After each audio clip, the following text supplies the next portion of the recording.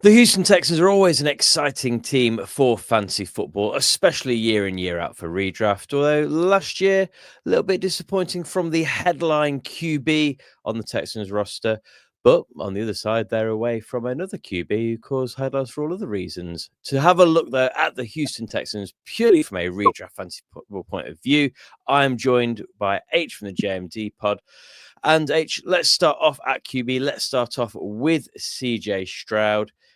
It wasn't the leap that many people expected. So 2024, he had 6 games with 15 fantasy points, plus fantasy points. Where 2023, there were 10 with 15 plus fantasy points, 400 fewer yards last year, 3 fewer touchdowns, 7 more interceptions, no rushing touchdowns.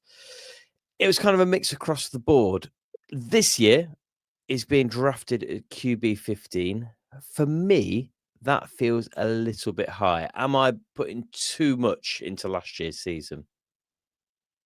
Yes and no. I think there's obviously been big changes with the Texans in terms of the offensive coordinator going and the offensive line changing. I personally have him round about that. I have him at QB 17 myself, so I have him a little bit lower than his ADP. In terms of redraft, if he is your QB1, I'd be looking to hit sort of back-to-back QBs and getting a second one around the same as him. Yeah. That is going to be a reliable. He's not going to disappoint you. He's going to be a really good. He's going to be a steady player. He's going to get you points. There's no chance of him being dropped or anything like that.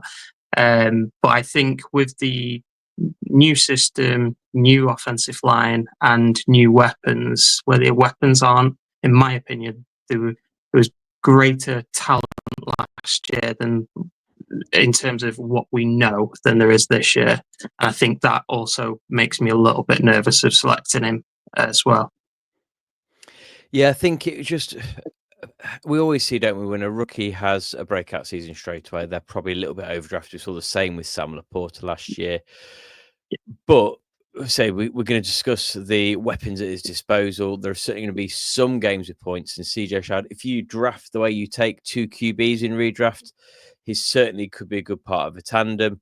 And you're right, if you compare him with someone to kind of that little bit of a balance, then it could be fancy value coming for you. Looking at who is alongside him, I think a player that we can't argue had a season that certainly was a bit better than expected last year. And on volume alone, I have tips to do more of the same this year. And that is Joe Mixon. He was consistent, drafted as the RB17, finishes the RB17, 7 top 12 finishes. I think the problem was the down weeks were significant down weeks. So he had a third of his games outside of the top 36, just under half as RB1. He had none between 13 and 24, which is interesting. He didn't do an average sort of week. He was either brilliant or he didn't do a great deal for you. Weeks 1 to 11, granted he was out weeks 3 to 5, he averaged 23.3 points per game. Over the last 4 weeks, though, averaged 6. He's not efficient. He's going to get the volume.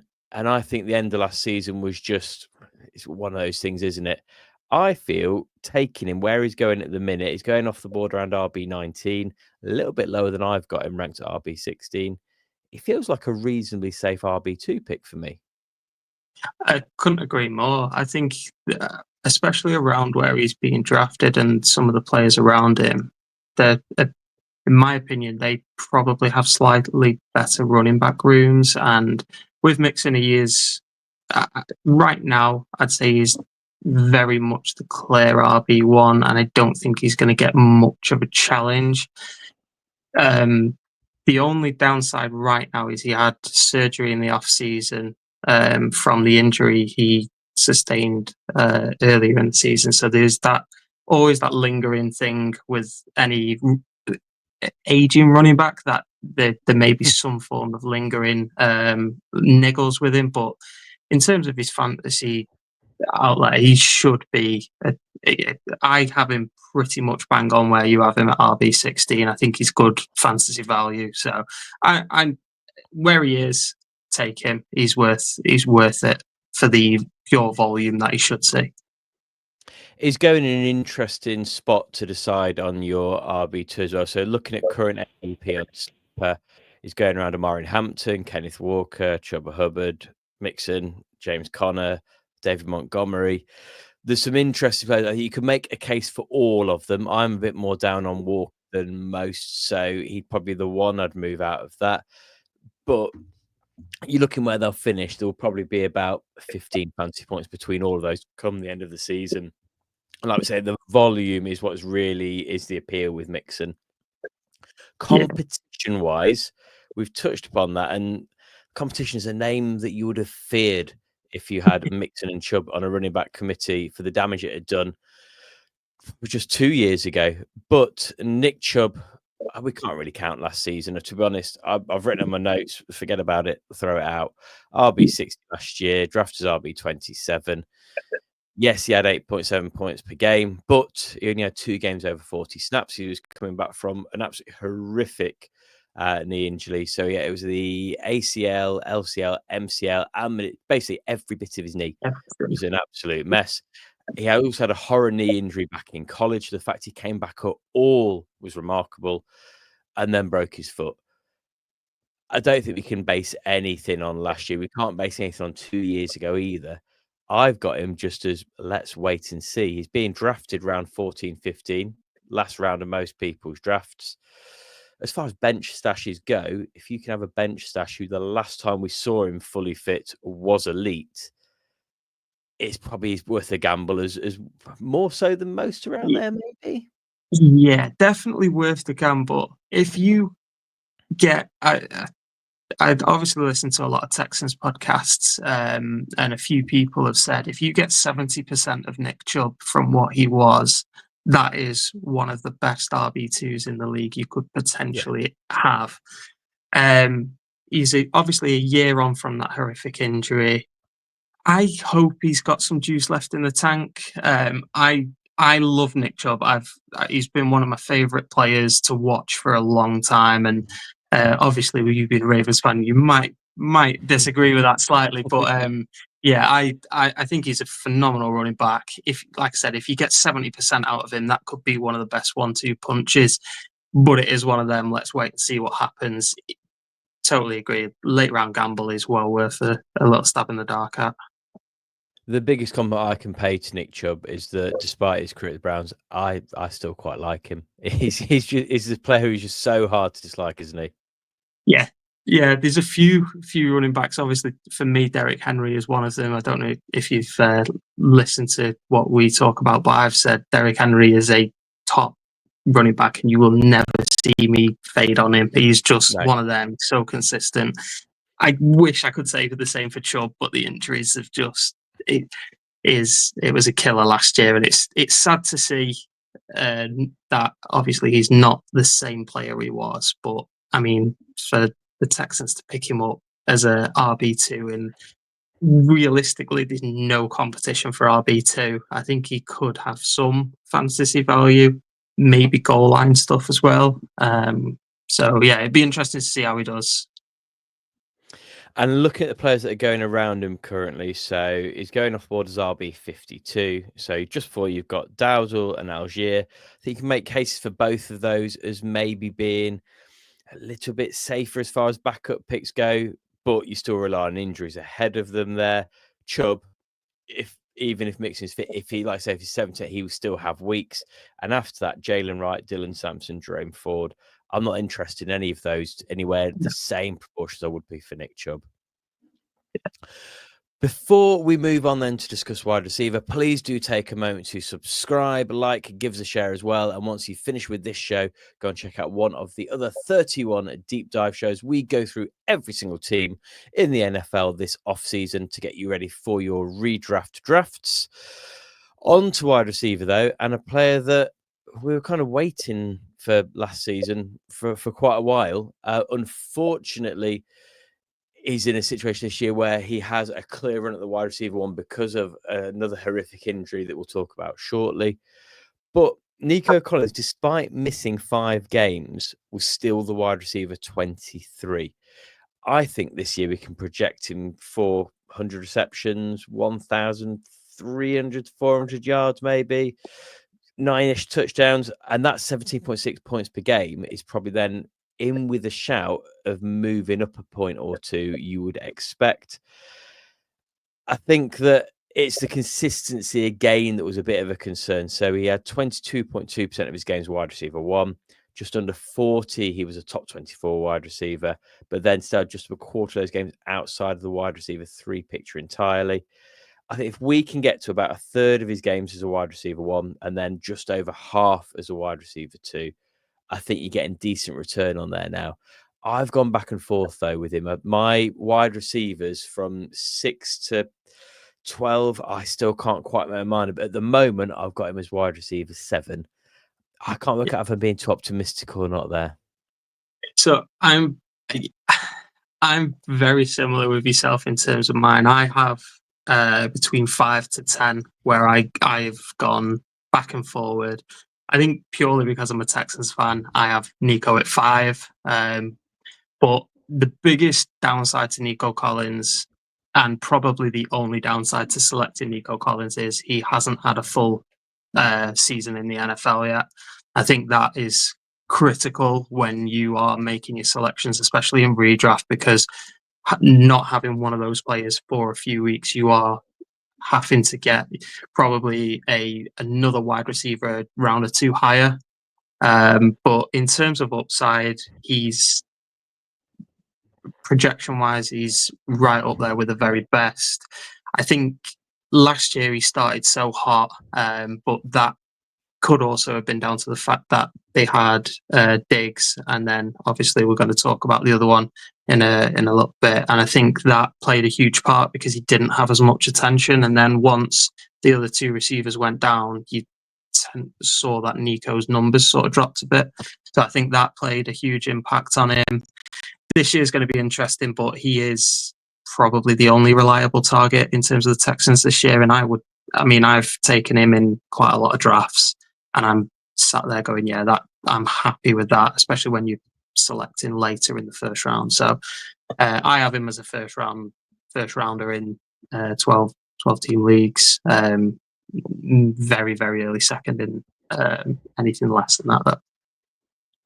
Yeah, and I agree with that as well. I've seen him drop into the first couple of picks in round 2 in some drafts so far. I put him around my tier 3, so I've got him mixed in with Nakua, Neighbours, Brian Thomas Jr., AJ Brown. I could put each of those up at 5, 6 on any given day. Next here, I'm then looking at McConkey, London, Rashee Rice. I could also make a case for them leapfrogging him. But yeah, volume, clear wide receiver 1. Yes, there is competition behind it, but not proven competition. I think they're those fits that tick the box for me as well. To talk about some of that competition, a player that I'm really interested to see how they shape out a role, and someone who should come in as the wide receiver 2 across from Nico. But if I'm completely honest, a player I wasn't overly high on in the pre-draft process, and that is Jayden Higgins. What's your thoughts on him?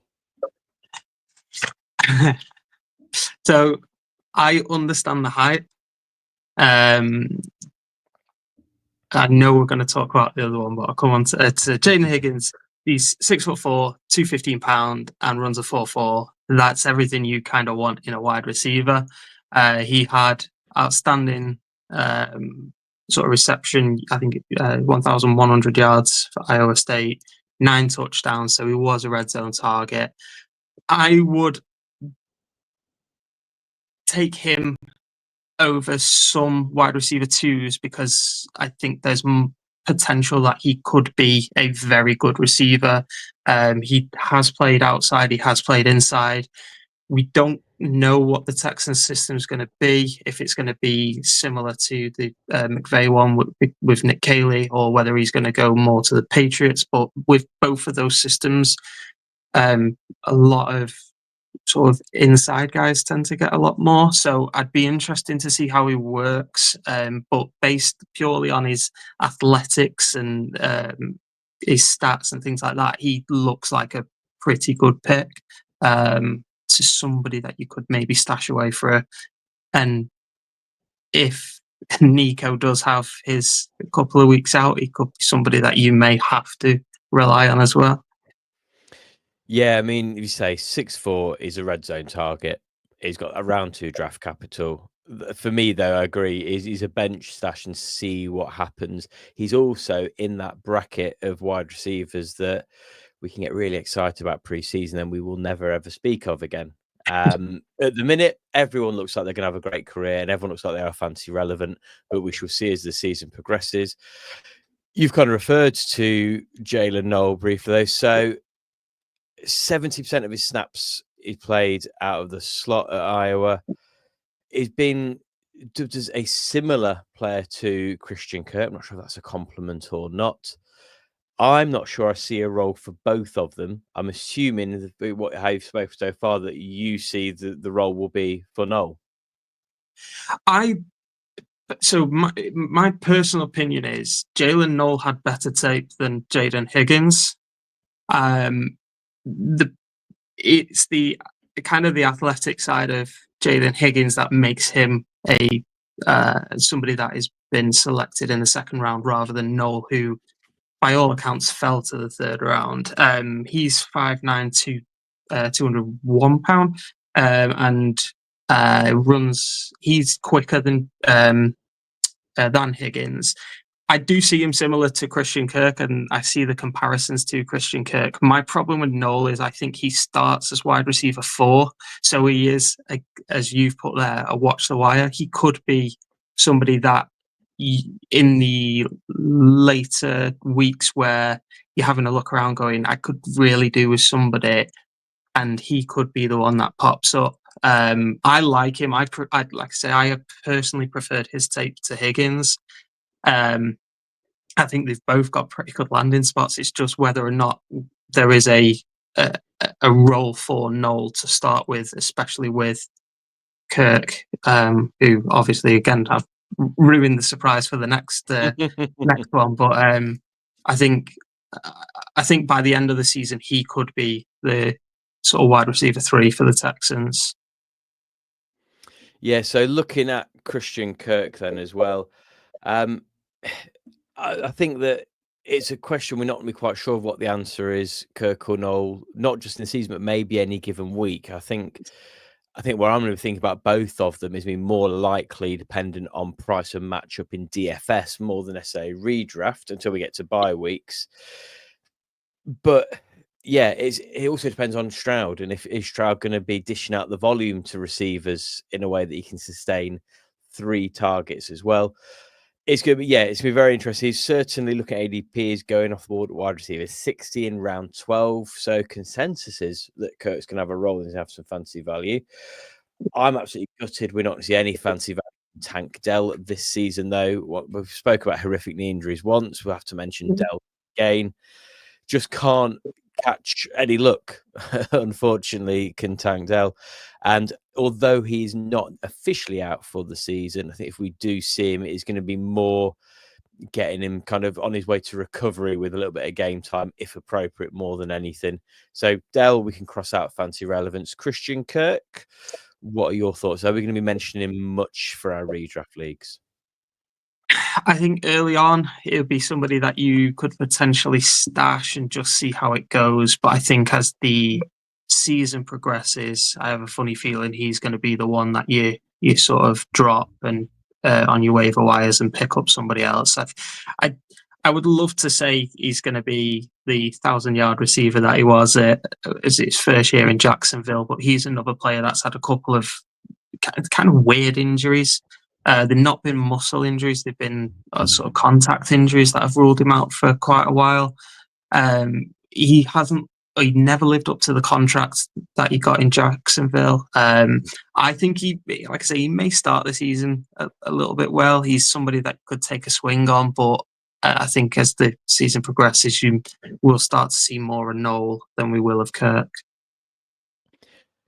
Yeah, I think that's where I see it going. The fact they wouldn't have been drafted, would they? If they were happy with Kirk and saw the job was his, then you'd have gone elsewhere in round 3, wouldn't you? Having a look then, so a player that I'm going to be, I'll be honest, fairly negative on, so feel free to try to convince me otherwise. And as our last player up is Dalton Schultz. I thought after that that tight end 3-year in Dallas, we are going to have more of the same, and it dropped off. And then the move to Houston seemed perfect. So we're going to see that kick on again, and it was all right. And then last year was just phenomenally disappointing. His ADP has dropped to tight end 27 currently. Now, I don't think he'll finish as low as that, but that shows how out the fantasy community are perhaps on him. They're seeing that down. But I'm also not really interested in any tight end between 20 and 30 because they're going to get you, 2 or 3 streamable games. I see him as a matchup-friendly streaming tight end at best. Only 2 games over 10 points last year. You just simply can't be interested, especially then on the other side of that, he had 9 games with 6 points or fewer. My last thing I've written here is steer clear. That's exactly what I've wrote. There we go then. Not touching him at all. There is slightly more to the reasons why I'm not touching him. There's Cade Stover, who was the rookie last year. Rumors are he has come back. He is very much involved with first team reps. You've got Brevin Jordan, who had his breakout game against the Browns in the playoffs, but then blew his ACL last year. He's back fully fit. The problem with Dalton Schultz is he cannot block at all. And I know that's not fantasy relevant, but it will be for Nick Cayley, who is a tight ends coach, who has basically said, I need you all to block. I personally don't see him finishing as the tight end 1 on the Texans, so I have got zero interest in picking him up. I probably wouldn't even stream him throughout the course of the year. I think there's going to be better options to stream, but this is something that I do. So again, anyone that listens to mine, I actually listen to you guys for your tight end waivers. So when that rolls around, because I'm one of those people that I don't particularly draft a tight end high. I'd rather have other players available and then select one later. Normally, you 8 to 10. I'll happily take a swing on one of those instead. And then if I need to pick up someone, I will do that. But I have zero interest in Dalton Schultz. Well, there we go. Finish on a very negative note, but well, maybe some positive to finish on.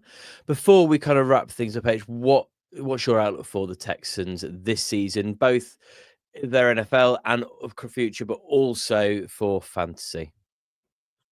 I think I'll start with the NFL side of things. I think we're in a division that is winnable, purely because the other teams haven't really stepped up at all. The Colts had one good year, but we've not seen enough for Trevor Lawrence. So it feels like the Texans are very much that get to the playoffs, get beat in the playoffs kind of team, because I don't think we're as close to the Ravens, Bills, Chiefs. But I do think we are the strongest potential team in the AFC South. So I do think it's that. I hope CJ does have a better O-line that will protect him for a little bit longer and he starts to rip it out again. And then hopefully, our defense looks like a top 5 defense as well. So that is fantasy relevant for anyone that plays a defense. But then in terms of fantasy football, I think Nico is the only one where you're going to be starting pretty much every week that is available. CJ is somebody that you could bring in and out. I hope CJ takes a huge jump and then you are playing him a little bit more. And then Mixon's that RB2, RB3 switch that you can do. And if you've got 2 flex spots, you're likely going to be playing him a little bit as well. So I think there's a lot of upside. I just think we're not close enough to, like I say, Chiefs, Bills, Ravens, who are that sort of class above in the AFC. Well, amazing. Thank you very much, H. I certainly hope that after watching I'm going to go for it, the demolition job that the Ravens did on the Texans at Christmas last year, that we can meet you in the playoffs. That would be a delight. I do think there'll have been some progress since then. However, you've referenced your show with your team as well. where can people find you if they want to interact with you and get involved with the JMD pod? Oh, so this throw me under the bus now where I've got to remember everything. But socials is at JMD Pod. And then it's the Jefferson My Drinks Fantasy Podcast, which is on YouTube and wherever you get your podcasts from. And that's me, Ian, and Pete, who has also been on the show. So we're grateful that you've invited us on. We've all thoroughly enjoyed it as well. So thank you to you guys as well. And we are definitely looking forward to the fantasy football tournament that you're running as well. Amazing. Yeah, we really appreciate you guys coming on. We look forward to doing some bits of obs with you, maybe towards the later in the off season and then in season as well. Always a pleasure talking to you guys. Well, thank you very much. That is all from me. That is all from H. And as always, we need to call on the lift. So Malcolm, take us home. You have been listening to Pestle and Ed of TH Fantasy Football. For more content, follow TH_fantasy_NFL on Instagram and Twitter.